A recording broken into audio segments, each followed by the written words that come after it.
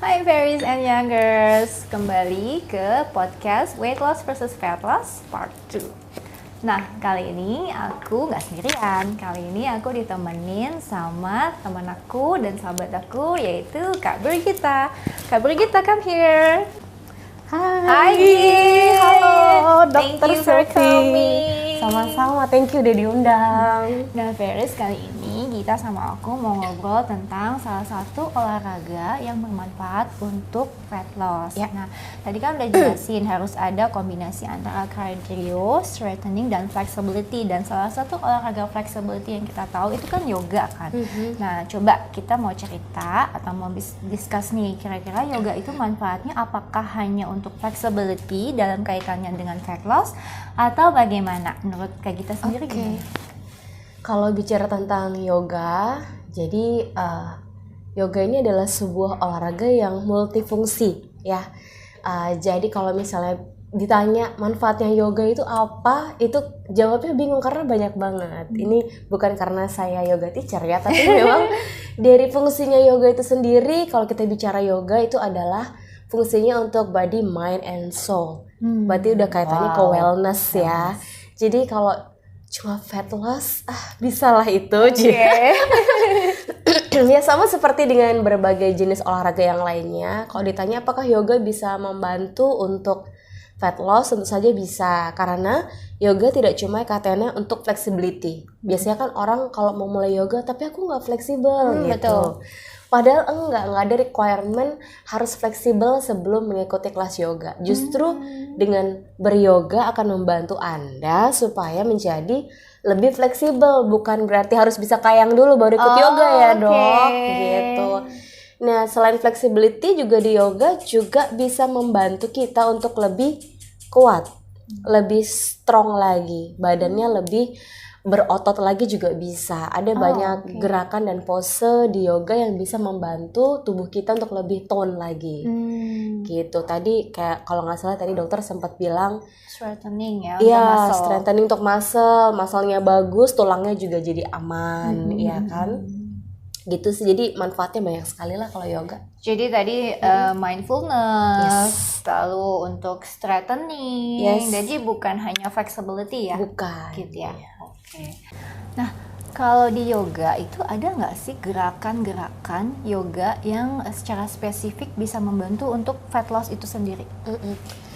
Kalau kita bicara fat, berarti dia itu udah di dalam ya, di dalam. Jadi nggak cuma bicara gimana bentuk otot ya, tapi salah satu yang bisa dilakukan atau pose yang bisa dilakukan saat beryoga itu adalah pose-pose yang menyentuh area digestion, area pencernaan. Seperti yang kita tahu, kalau pencernaan kita bagus, organ dalam kita bagus ya, otomatis makanan bernutrisi ya, bukan gorengan, bukan lemak.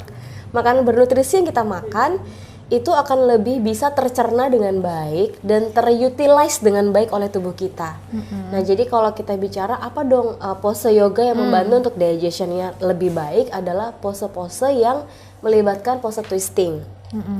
Jadi twisting kiri, kanan, terus misalnya trikonasana atau yang menyentuh bagian ini ya, pokoknya terasa di bagian perut itu dia lebih berkontraksi atau ototnya lebih bekerja. Kemudian pose bahkan yang kayak sekedar nempelin perut ke paha pun itu juga bagus, kayak apanasana misalnya gitu. Cuman peluk lutut doang kelihatannya simple, tapi dia bisa memijat bagian organ dalam tubuh gitu. Jadi pose-pose yang memang banyak bersentuhan dengan bagian perut dan twisting itu bisa membantu digestion lebih baik. Kalau digestion lebih baik, sekali lagi dia bisa mengutilize nutrients dengan lebih baik lagi buat badan kita gitu. Interesting banget ya. Jadi ternyata yoga itu bukan cuma flexibility, bukan hanya tentang muscle, tapi malah twisting itu justru membantu proses digestion di dalam tubuh kita ya. Betul. Very interesting. Ya nggak cuma pose, breathing pun membantu untuk bagian organ breathing. dalam Tell us tubuh. about it. Ya jadi ketika kita berlatih di yoga, kita menyatukan antara pernafasan dengan gerakan. Nah, pernafasan ini banyak orang yang menyepelekan gitu ya. Dipikir nafas doang. Bedanya apa sih, aku hari-hari juga udah nafas gitu. Padahal kalau kita bernafas dengan benar Dan bahkan di yoga ada beberapa pranayama khusus untuk membantu kita supaya metabolisme kita tuh lebih baik. Misalnya Kapalabhati atau Bastrika, dia yang benar-benar kayak gitu, otot perutnya bekerja. Nah itu pranayama yang bisa dilatih dalam yoga itu sangat membantu mengenhance kita punya metabolic rate gitu. Jadi bernafas itu tidak sekedar nafas ya ternyata, tetapi juga punya fungsi yang luar biasa buat badan kita supaya lebih baik lagi gitu. Oke, jadi ada komponen yang tadi untuk muscle-nya, flexibility, lalu ada komponen untuk digestion-nya juga tadi yang twisting, lalu dari breathing-nya itu sendiri ya. Kalau yoga itu ada unsur meditasinya ya Kak, kita ya? Ada pasti. Jadi sebenarnya ketika kita yoga itu kenapa saya nggak pernah bilang yoga itu sebagai workout sebenarnya kalau saya pribadi. Ya it is workout, but it is more than just workout. Jadi kita beryoga itu memadukan ya.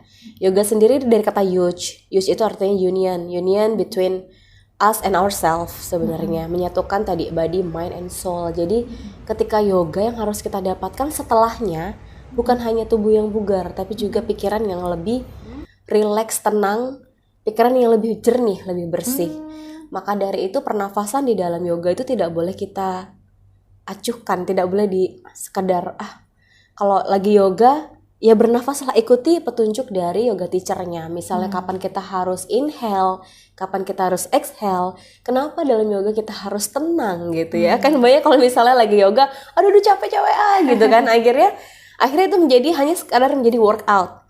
Padahal ketika kita berhasil menyatukan antara pernapasan dengan gerakan, hasil dari yoga itu sendiri adalah bukan cuma badan. Nah, ketika kita sudah satu menjadi satu union tadi ya, antara kita dengan diri kita sendiri, saat kita melakukan satu pose, kita tuh berada di satu momen, present time.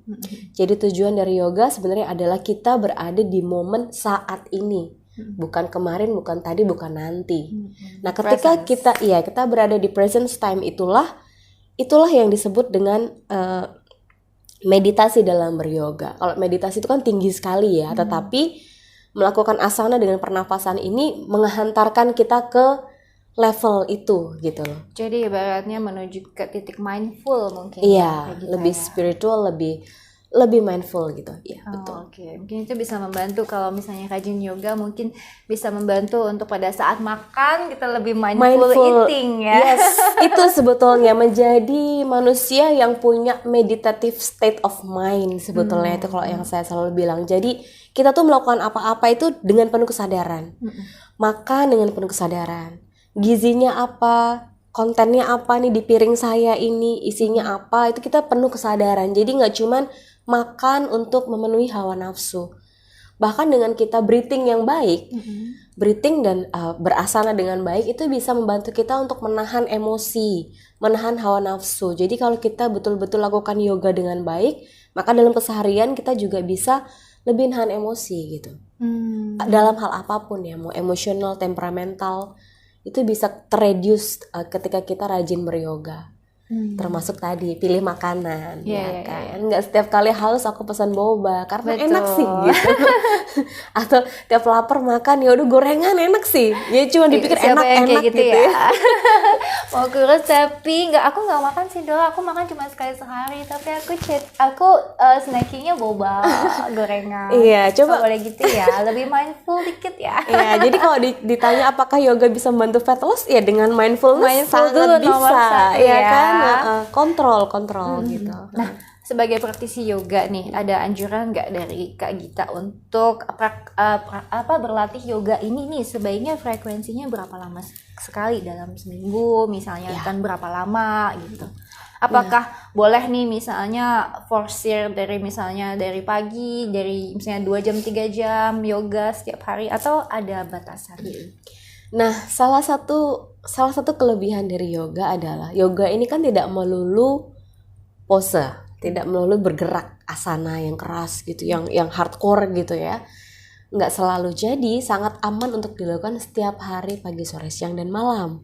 Karena bisa jadi misalnya saya sedang tidak enak badan, sedang menstruasi misalnya kalau perempuan ya, justru kita jangan dianjurkan untuk beryoga yang terlalu intens. tapi tetap bisa beryoga bahkan 1 jam.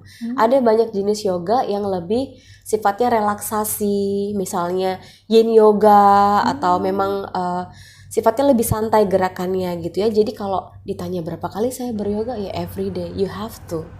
Every day. Justru saya tidak pernah tidak beryoga gitu.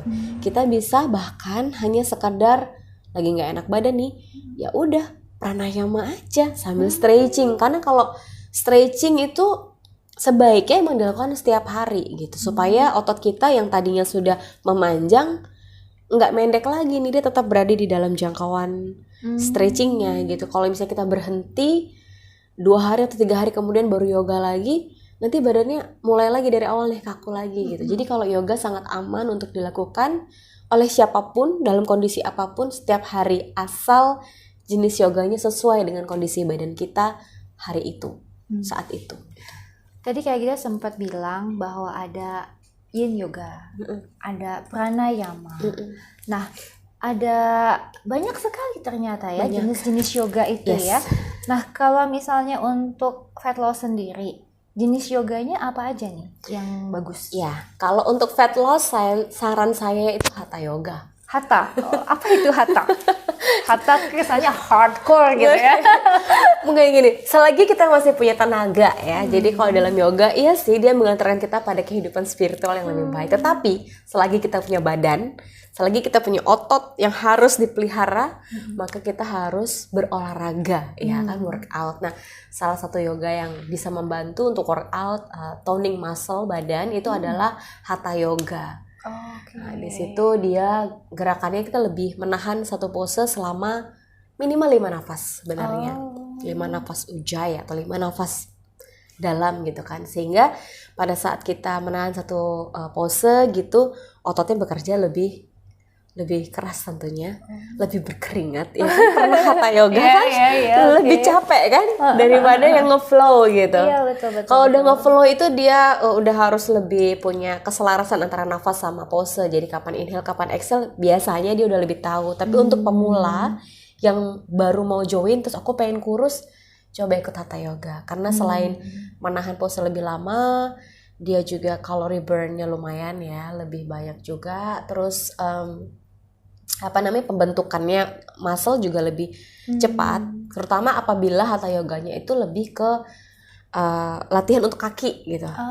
Leg workout. Yoga juga bisa diatur, pose-pose yang lebih banyak berat di kaki itu juga bisa disesuaikan sekuensinya. Kalau misalnya kita emang mau latihan khusus untuk melatih badan untuk lebih fat loss tadi. Coba dicatat ya.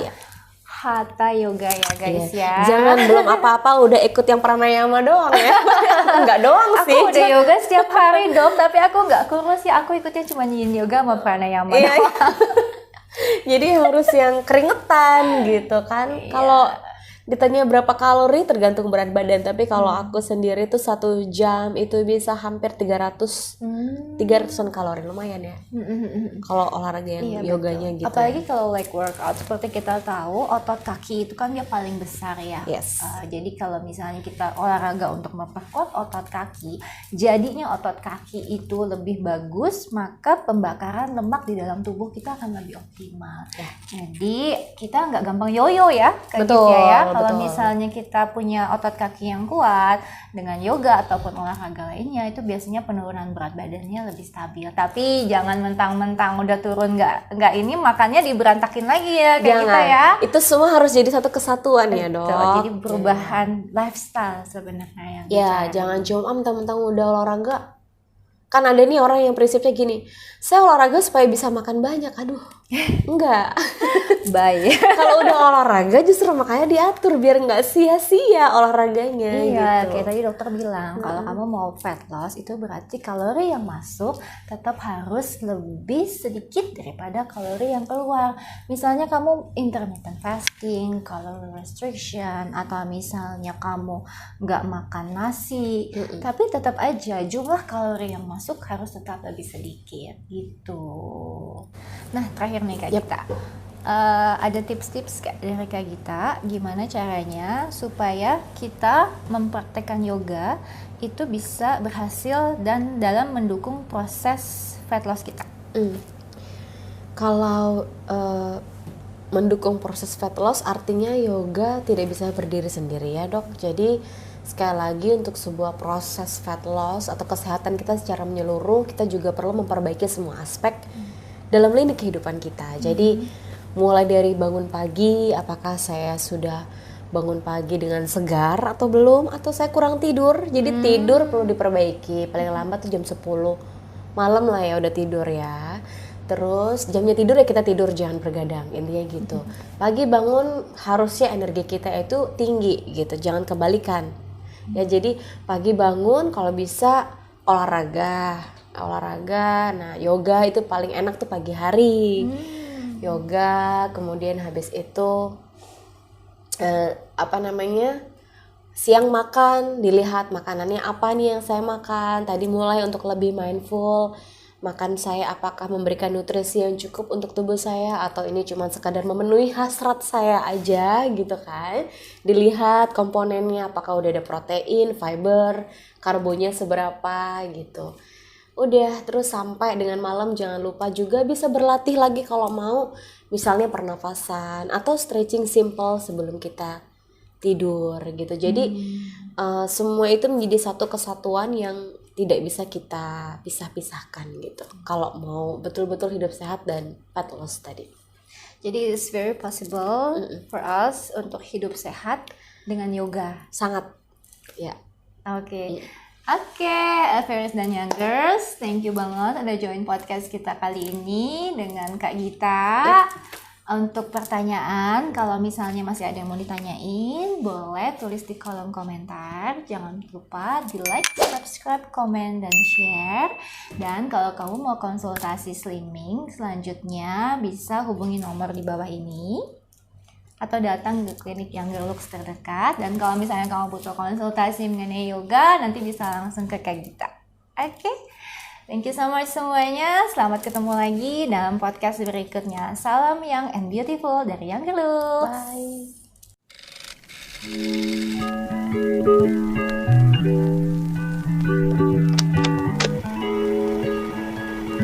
Bye.